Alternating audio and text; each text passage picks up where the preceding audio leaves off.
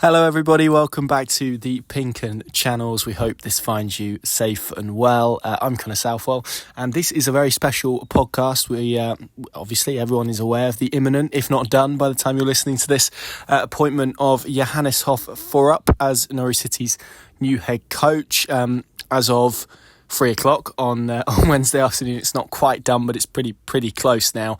And over the last 24 hours or so, I caught up with another former Dane who formerly played for Norwich City, Steen Nedergaard, who is working in Danish football and did actually spend a significant portion of time working with Thorup at FC Nordsjælland, which is the club that he's currently employed at time of recording. So this is a really insightful chat about Johannes, about his background. Worth reiterating as well that Steen is currently working at a different Danish club. He's had nothing to do in any sort of agreement or anything like that between Johannes and Norwich. I don't think he was actually that aware of the rumours until Sunday night. So this is a good chat with him. There's a little bit on the end about his memories of a 3-year spell at Norwich as well.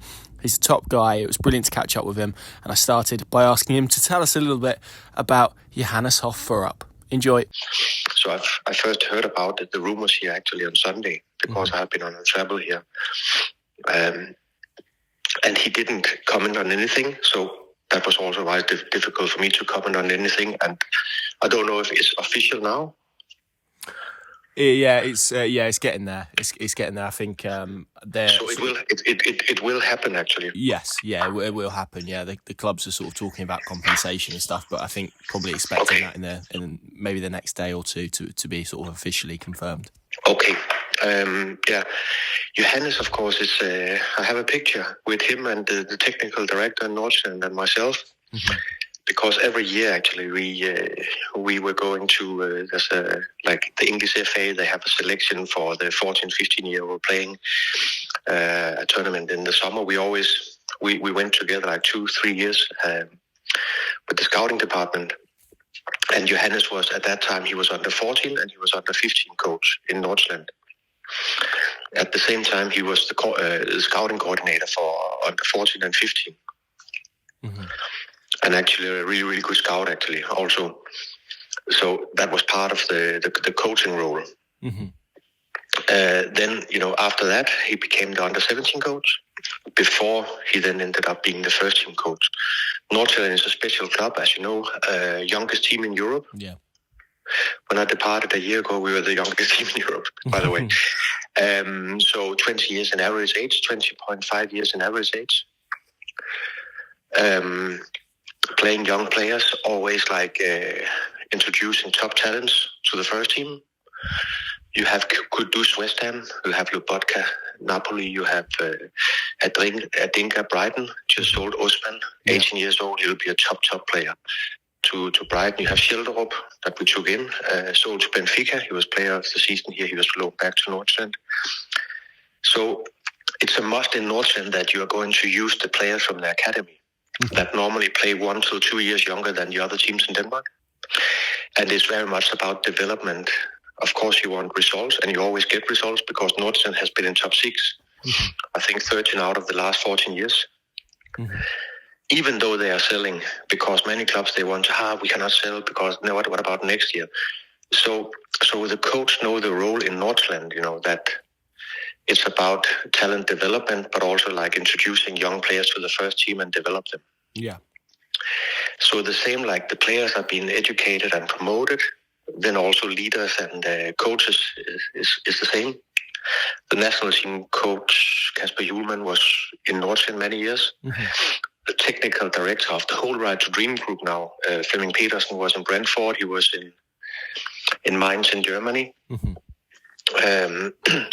But the whole club is based on like the playing style, of course. Not the whole club, but it's like there's a playing style meeting every month, for example. Okay. So all the coaches need to be aware of the playing style, mm-hmm. And and it's an ongoing process to find out how De Serbi in Brighton is doing this, Guardiola Manchester City is doing this. So all these coaches coming from Nordsjælland, is being like really, really well educated. Mm-hmm. So it's a little bit like like if you have Nagelsmann, you have the young upcoming coaches. Mm-hmm. Like in a young age already, they have 10 to 15 years experience of coaching a team. And this is, they learned the trade by I was a former player. I came straight into the first division. Yeah. But actually, I didn't know much about, playing style and all the principles and everything. But these guys are really into the stuff, from an early age. Mm-hmm. So they are very well equipped when they take over. And of course, Nordsjaelland could have perhaps taken in Scandinavia all coaches when Flemming Petersen, when Johannes replaced him, because he wanted himself to step back into a role for the whole Right to Dream group. Mm-hmm. There's an academy in Egypt, border club San Diego. You know. Yes. Yeah. And also so to get that chance, of course, is because Nordsjælland had spotted like a top talent. And as a scout, finding good players goes together with having good coaches. Mm-hmm.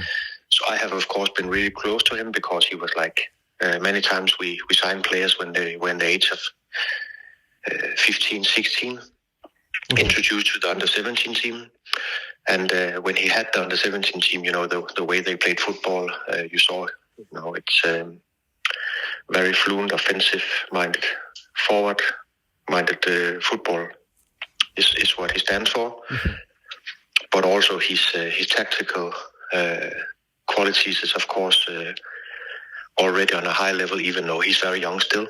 Yeah, and I mean that was what I was going to be asking really, because as you said there, I think people certainly from England look at Nordsjaelland and all of those things that you spoke about. Very good structure, very good with young players. I mean, how much of it is the club style, and how much of it is kind of his style as a coach? If you kind of understand what I mean, how much has he been able to sort of put his own stamp onto what they do as a football club, and particularly with that playing style?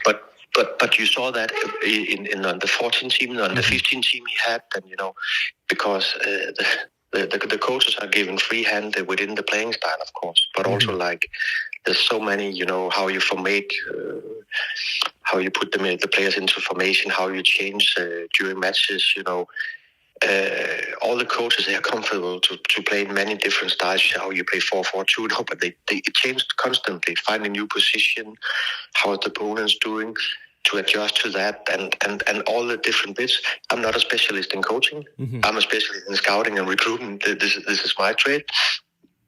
But the thing is that I was 10 years in Nordsjælland, but we saw every time we took a player into the club, he became better. Mm-hmm. So actually, as a scout, you can find the good players, but if you don't have the environment, you don't have the culture, you don't have the methodologics and the playing style to improve the players, you can find good players, but they will never be a success. So it was easy to be a scout actually in Nordsjælland because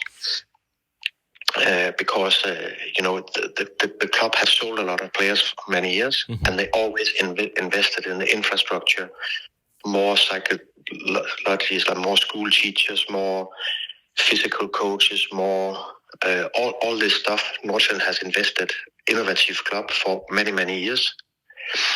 You see Östersund under Graham Potter do well in one season, 2 seasons. Then you see Kalmar, Henrik Rydström doing well. He's in Malmö now. 1 season, 2 seasons. But Nordsjælland has managed, of course, for many, many years to keep in the top league of Danish football. In the same time, they are selling players, but also with a slightly minor budget than FC Copenhagen, Brøndby, and the others. But also they have not been afraid of promoting young players and young coaches. So the thing is, of course, then the next thing is the personality. He's always like smiling, but very ambitious also. Mm-hmm. So he has this really good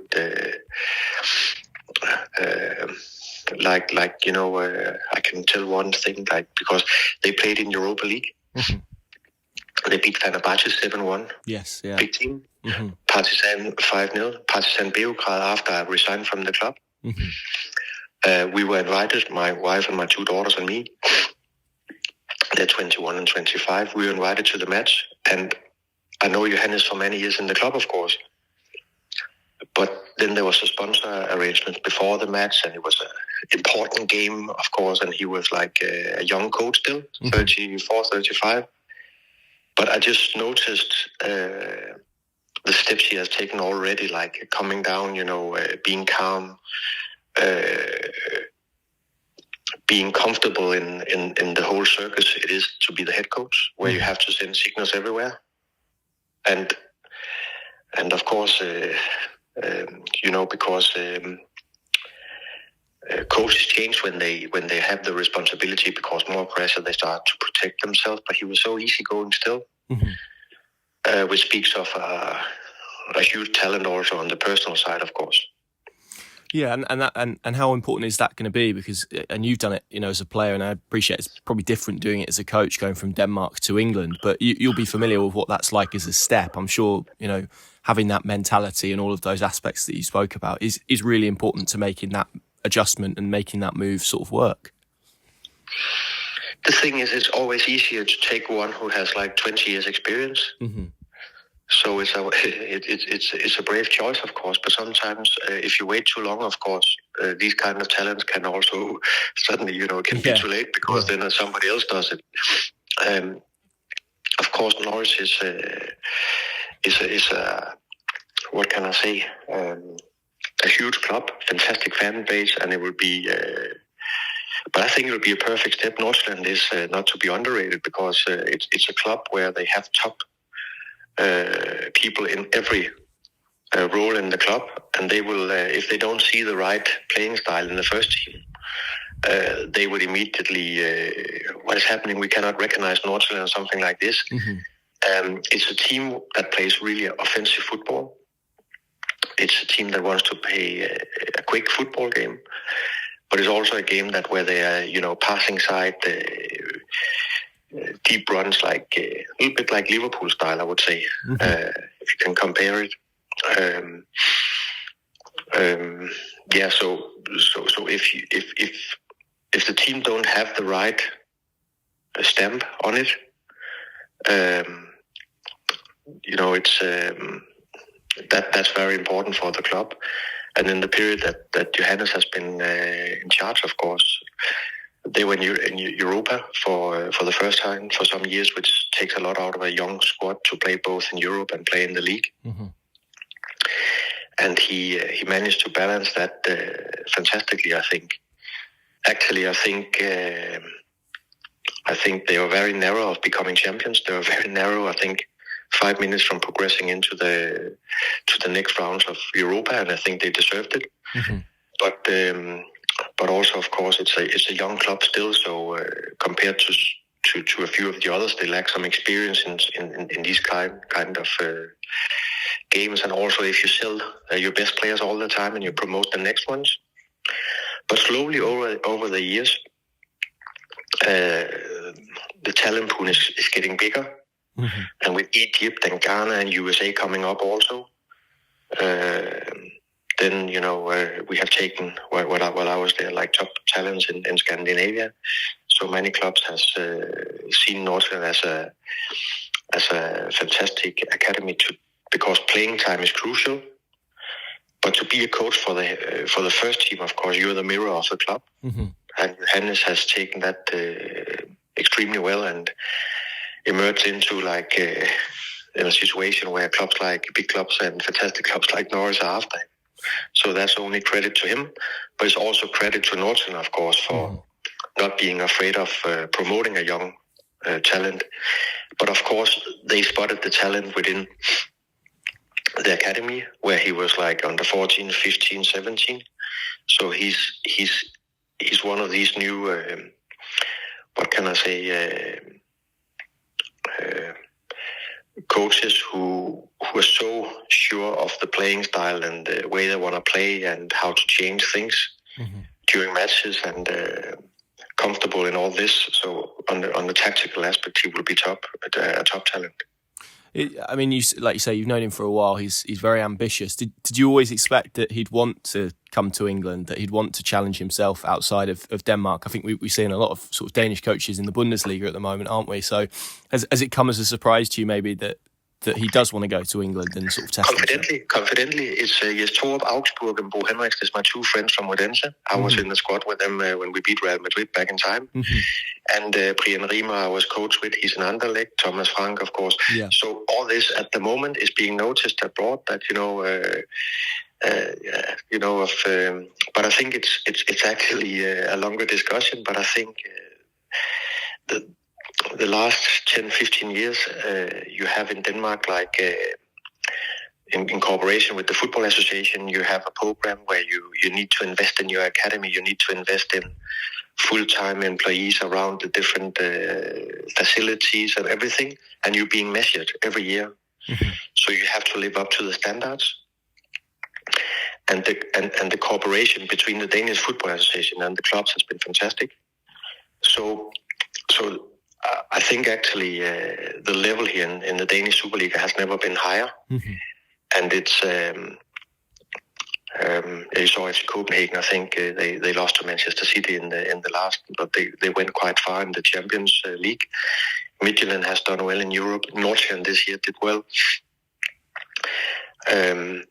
My new club AGF was being knocked out by Club Brugge in Europe also.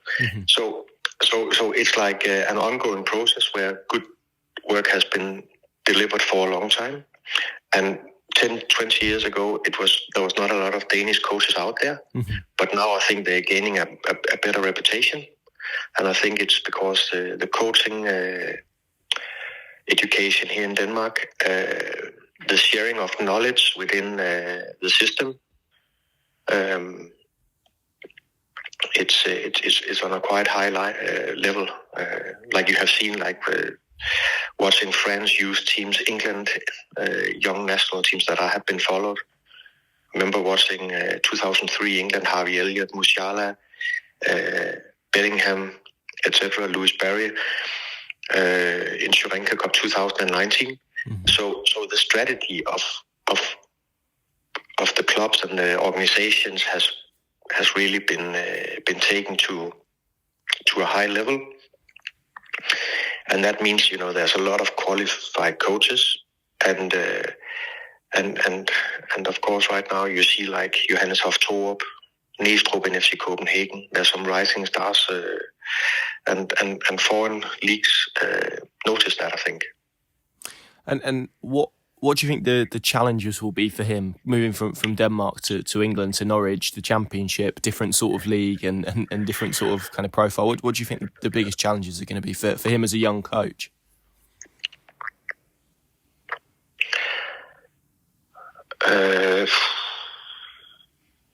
I think every success is about having the backing and being like a team, and don't evaluate it week in, week out if you win or lose.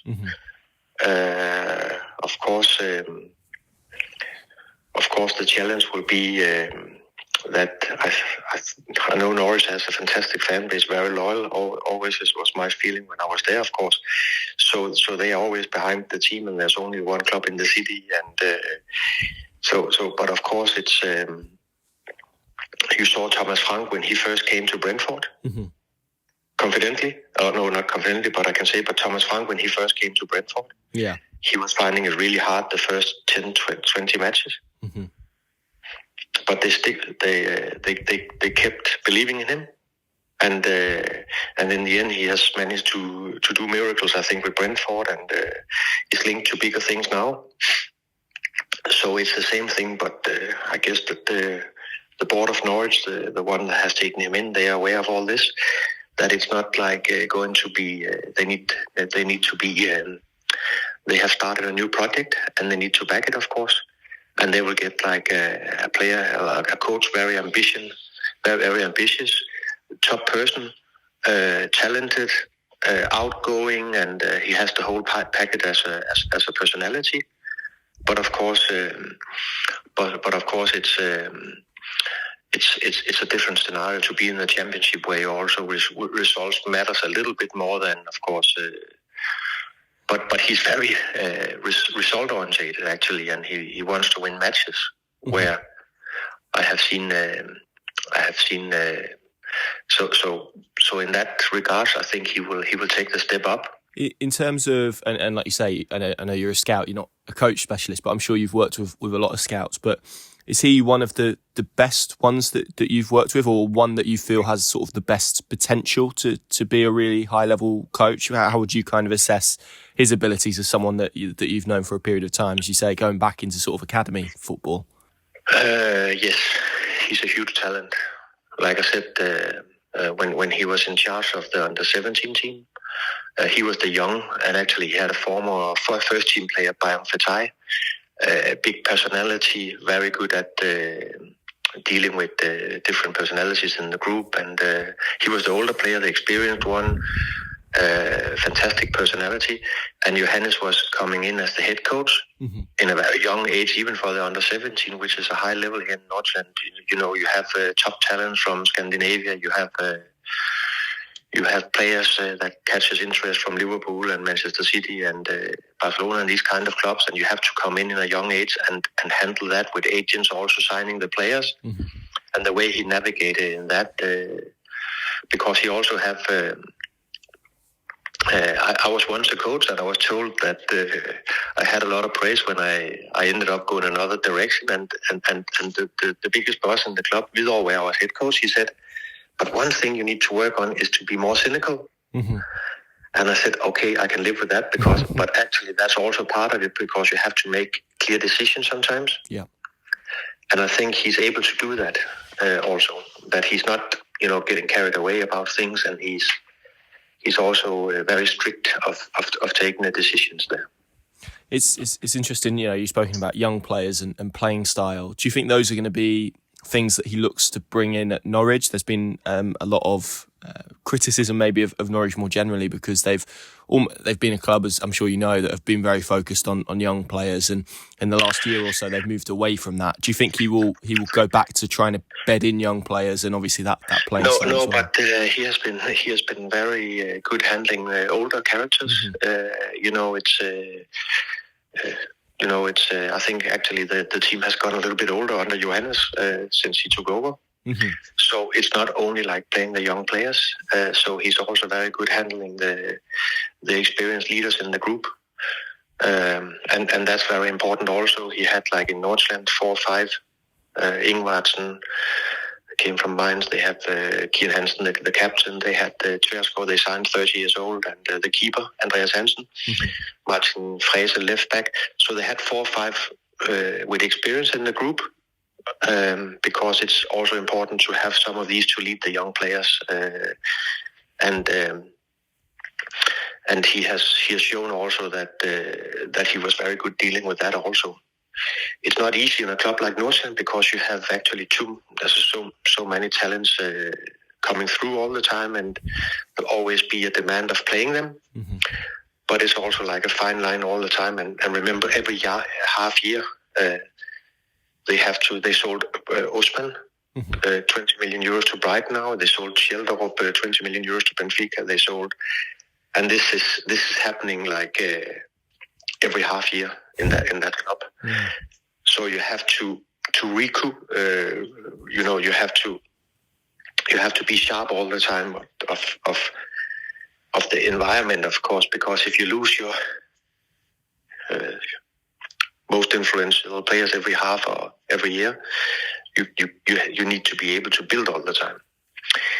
But he has shown actually in Nordsjælland that he could balance both the younger players and the experienced one in the group. So, and for me, it's like as an older player, and you still deliver. It's important also with the respect, of course. Mm. Yeah, absolutely. And just finally, I mean, I wanted to ask you about sort of Norwich and obviously your memories of it. You obviously played for the club. It's a club that you know well. How fondly do you look back on your spell in England and your spell with Norwich? I know obviously the fans still think of you very highly, and I think you mentioned it right at the start. You're one, I think, of 7 Danes to have played for Norwich. You've got Jakob Sørensen at the club at the moment. Yeah. So I mean, your memories of being at Norwich City and how fond a spell that was in sort of your career. as a player, of course. No, but that was of course like almost unexplainable, because it came, the 90s was a little bit different. Many Norwich fans might know that, but I was a part of a team in Odense that was knocking out Real Madrid in '94, reached the quarterfinal in Europe. We played against Arsenal and Highbury 1-1, and we beat the German champion Kaiserslautern. So there was a high level at that time also we played, but it was not like now, where you go out when you're 18, 19, very early age. So I ended up staying staying many years for my hometown club, Odense, who was actually relegated in the weekend here, which is really strange to see. Yeah, so I ended up playing many, many years there. And then when I finally, in '97, broke into the national team, like a few matches there, then I had a knee injury and was, and at that time I decided, when I came back, now it's time to try something, to go out. And I had, throughout the time, had interest from English clubs. And then for me, it was a dream club coming up when Norwich came in. Just what I looked for, and it lived up to everything. Tough one to lose in penalty. To be promoted to the Premier League. I played 45 matches, and I was in the hospital with an infected wound from a match. And then I think the season after, we were number one in the championship, but I had to make a decision, a family decision, to go back because of. So I had 3 fantastic years, but I often, thought about, it would have been fantastic if I had arrived like '97, that's 3 years before, and had 6-7 years there. And for me, I could have stayed in that club for 6-7 years. I didn't need anything else than that. For me, it was, of course, a dream time. I just wish I had 2-3 years more there.